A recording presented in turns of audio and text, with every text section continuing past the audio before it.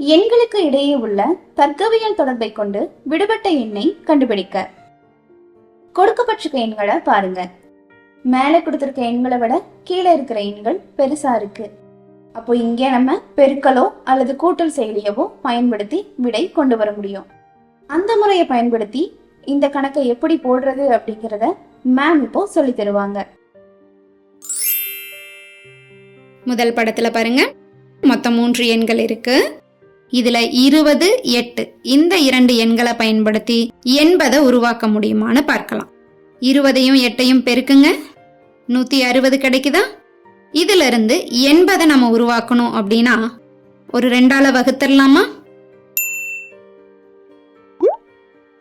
இதே அமைப்பு இரண்டாவது படத்துக்கும் பொருந்துமான்னு பாருங்க. 14 மற்றும் 16 பெருக்குங்க, கிடைச்ச விடைய 2ஆல வகுத்துருங்க, 112. சரியா அமைஞ்சிருக்கா? அப்ப இதே அமைப்பை மூன்றாவது படத்துக்கும் செயல்படுத்தலாம். கொடுக்கப்பட்ட 2 எண்களை பெருக்குவோம், கிடைச்ச விடைய 2ஆல வகுத்துருவோம், 144. இப்ப சரியான பதில் ஆப்ஷன் பி, 144.